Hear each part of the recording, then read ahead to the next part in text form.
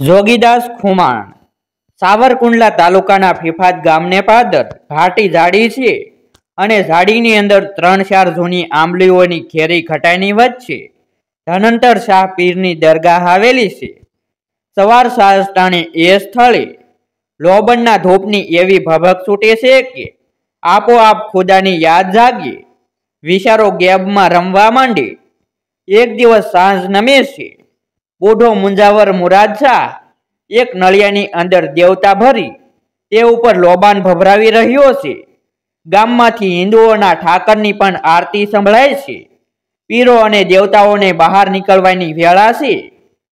એવામાં ઓશિતોએ ઝાડીમાં એક બંદૂકનો ભડાકો થયો. ધુમાડા નીકળ્યા અને કિયો કિયો એવી કારમી કિકિયારી પાડતો એક રૂપાળો મોરલો ઉડ્યો. ઉડતો ઉડતો ઉડવાની તે તાકાત નહોતી, તેથી અડધો પડધો હવાની ઉપર જ તરતો તરતો મોરલો નીચે ઉતર્યો અને દરગાહ પર ધૂપ દેતા બુઢા મુંજાવર મુરાદશાહના પોળા ખોળામાં પોતાના આખા કલેવરનો ઢગલો કરીને મોરલો ઢળી પડ્યો. થોડી દાઢીએ માથે સેંથો પાડી ઓળેલા થોડા લાંબા વાળવાળો, સફેદ ઘાટા ભવા અને સફેદ પાપણોથી શોભતો, ગળે પીળા પારાની તસબી અને અંગે લીલી કફની વાળો સાંઈ મોરલા ચમકી ઉઠે છે.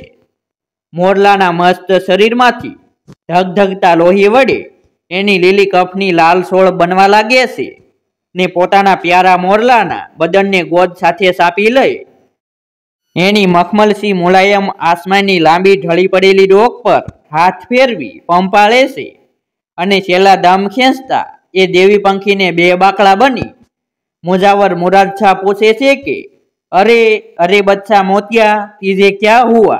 वो मेरा प्यारा, कौन शैतान का बच्चा ने तीजे जख्मी किया?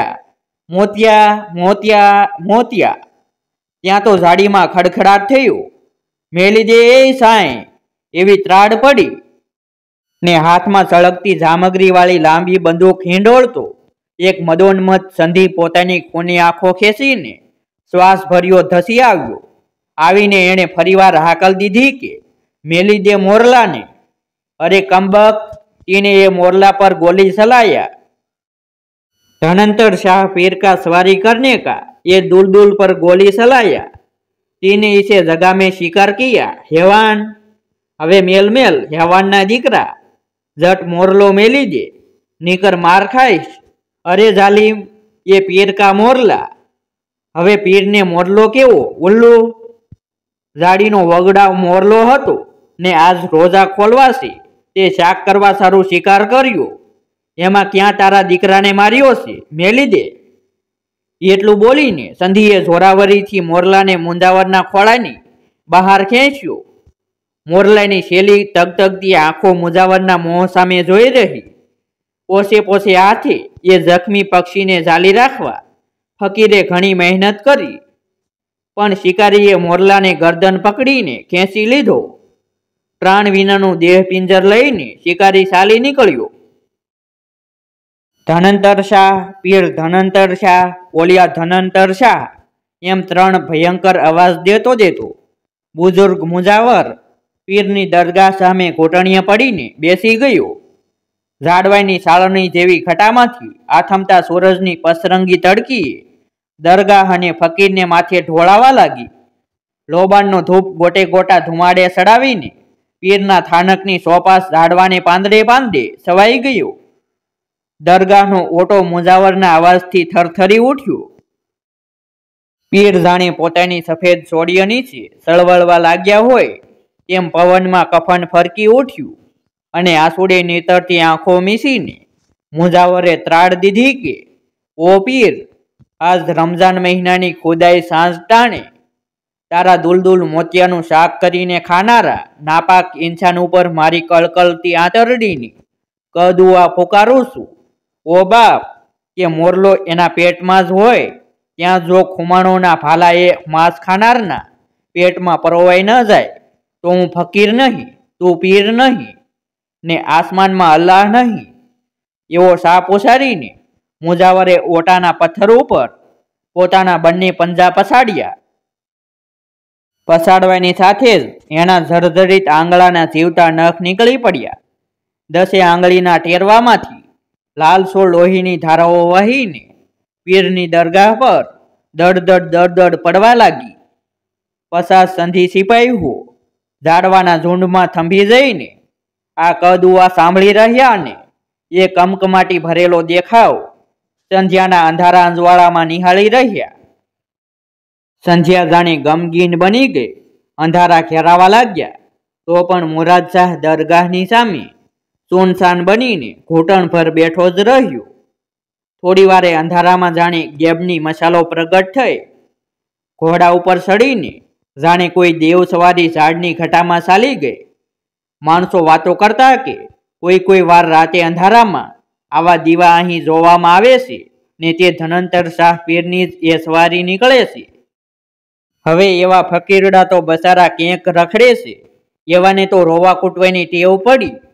એવાની કદુવાયું તે ક્યાંય લાગતી હશે. દાંત કાઢતા સંધીઓ માહે વાતો કરવા માંડ્યા. હા, એલા તમારે ઝટ મોરલાને વનારી નાખો. ઝટ શાક રાંધીને રોજા છોડીએ. પેટમાં લા લાગી ગઈ છે ને હજી તો પંથ બહુ લાંબો પડ્યો છે. એવી વાતો કરતા આખા દિવસના ભૂખ્યા તરસ્યા બંદૂકદાર સંધીઓએ પાપની રસોઈ પકાવી. સહુએ પેટ ભરીને રોજા ખોલ્યા. ફક્ત એક જ સંધીએ મોરલાનું માંસ ન ચાખ્યું. એ 50 ઘોડાનો પડાવ કોનો હતો? કોણ હતા આ સંધી સિપાહીઓ? એ હતા ભાવનગર રાજના પગારદાર સંધીઓ. એનો આગેવાન હતો ઇસ્માઇલ સંધી. ખુમાણ શાખાના કાઠીઓ પાસેથી કુંડલા પરગણાના 84 ગામ આંસકી લઈને ભાવનગરના ઠાકોરે ઇસ્માઇલ જમાદારને એના 500 બરકંદાજ ઘોડેસવારો સાથે કુંડલાની નાવલી નદીને કાંઠે થાણું બેસાડીને રાખ્યો હતો. ખુમાણો ભાવનગરના જોર સામે બહારવટે જૂઝતા હતા. કરડો, કદાવર અને નિમક હલાલીના પાકે રંગે રંગાઈ ગયેલો ઇસ્માઇલ જમાદાર તે દિવસે કુંડલાથી નીકળી 50 ઘોડે ભાવનગર ગામે પોતાનો સડદ પગાર વસૂલ લેવા જાય છે. રમજાન મહિનો ચાલે છે. સહુ સંધીઓ રોજા રહ્યા છે. તે દિવસની રાત ફિફાદ ગામમાં ગાળવા તમામ ઉતરી પડે છે. તે વખતે ધનંતર શાહ પીરની ઝાડીમાં આ બનાવ બને છે અને ઇસ્માઇલ પોતે પણ પોતાના તકદીરનો ભૂલાવ્યો એ પીરની ઝાડીના મોરલાની માટી ખાવા બેસી જાય છે. સાયના સાપની એને પરવાજ નથી. આખી રાત ફિફાદ ગામમાં રહી પરોઢિયે સરગી કરી જમાદાર ઇસ્માઇલ પોતાના 50 ઘોડે ચાલી નીકળ્યો. મુરાદ શાહ મુજાવરે ખુમાણોના ભાલા ભોંકવાનો શાપ દીધો પણ એને તો જરાય ઓસાણ નથી કે આસપાસ 50-25 ગામમાં ક્યાંય બહારવટિયાનો પગરવ પણ હોય. ખુમાણોને માથે ઠીકાઠીકનો જાબદો કર્યાની ખુમારીમાં મૂછે વળ દેતો સરદાર ઘોડો આંકીએ જાય છે. એમાં બરાબર ઘેટી આદપરના ઠાસામાં દાખલ થતા જ મહારાજે કોર કાઢી અને સામી બાજુએ જાણે બીજો એક નાનકડો સૂરજ ઉગતો હોય એવું દેખાડતા કિરણો જેવા લાગતા 101 ભાલા જળેલાટ કરી ઉઠ્યા. એ જળેલાટ અને એ સજાવટ ઉપરથી પારખી જઈને સંધીઓએ અવાજ દીધો કે ઇસ્માઇલ સરદાર, કાઠીઓ આવે છે. અરે હોય નહીં શું? લ્યો ત્યારે એ આ કટક વર્તાનું. ફકર નહીં, આપણે ખભે 51 બંદૂકો પડ્યું છે ને એ બસારા આડ હથિયારા છે. હમણાં વીંધી લઈએ. જામગરીયું ચેતાઓ જડ.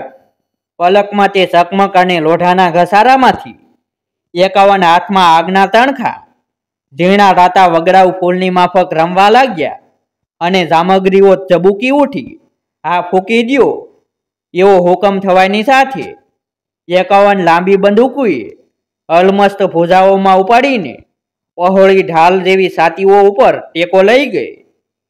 તેની આંખો પોતપોતાના વડિયાની સામે નિશાન લઈ રહી. સામેથી કાઠીઓના ઘોડા વેરણ શેરણ થઈ ગયા. કોઈ પોતપોતાની ઘોડીઓના પેટાળે ઉતરી ગયા. કોઈએ ઘોડીઓની ગરદન આડા માથા સંતાડ્યા. કોઈએ ઢાલો ઢાંકીને તલવારો ખેંચી લીધી, પણ સંધીઓ બંદૂકના કાનમાં દારૂ મેળીને જ્યાં સળગતી સામગ્રી દાબે છે ત્યાં તો સુર થઈને કાનનો દારૂ સળગી ગયો. 51માંથી એક પણ બંદૂકનો ભડાકો ન થયો. શું કારણ બન્યું હતું? પાછલી રાતે મેઘરવો પડેલો હોવાથી દારૂ હવાઈ ગયેલો, એટલે બંદૂકો કાન પી ગઈ. કોઈને એ વાતની શરત નહોતી રહી, કેમ કે મોરલાનો ભક્ષ કરનારનો કાળ આવો નક્કી થઈ ચૂકેલો હતો.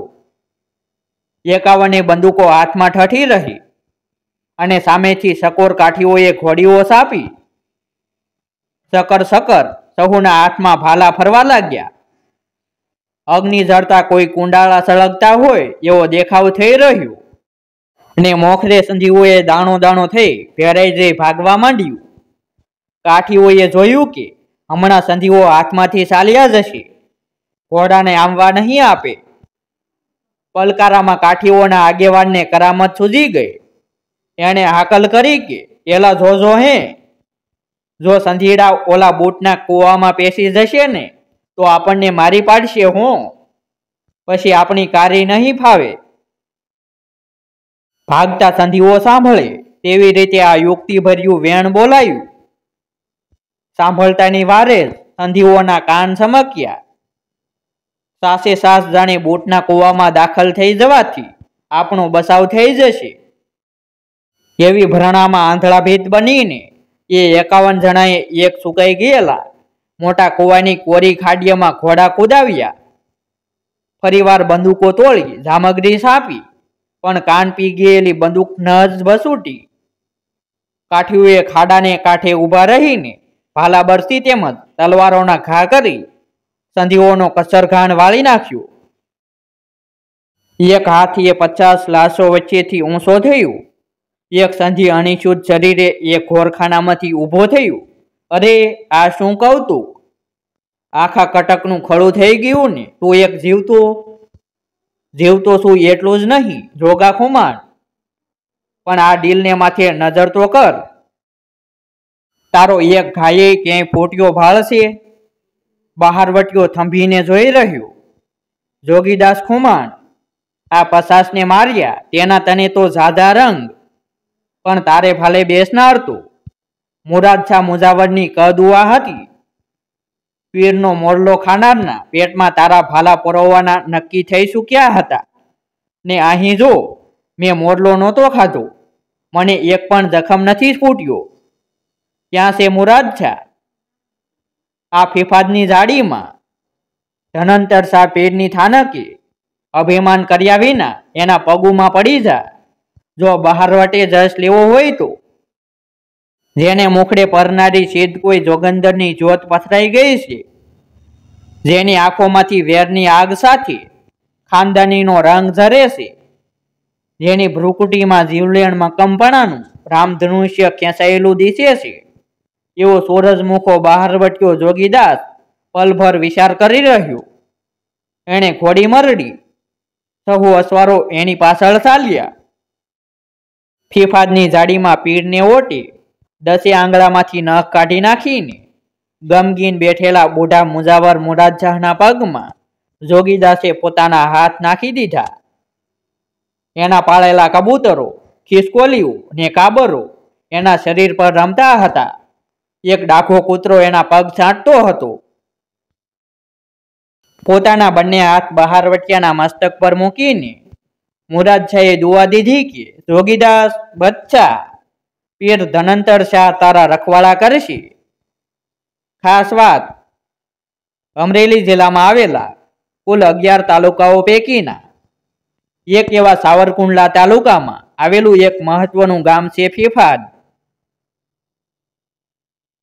ગામના લોકોનો મુખ્ય વ્યવસાય ખેતી, ખેતમજૂરી તેમજ પશુપાલન છે. જેસર અને કુંડલા વચ્ચે ફિફાદના જંગલમાં આ મુરાદ શાહ પીરની દરગાહ આવેલ છે.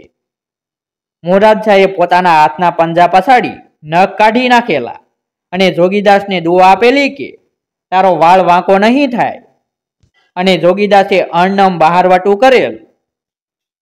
ઝવેરચંદ મેઘાણીના સાહિત્યમાંથી. આવા જ નવા વિડીયો જોવા માટે અમારી યુટ્યુબ ચેનલ સબસ્ક્રાઇબ કરો, વિડીયોને લાઇક કરો અને શેર કરો.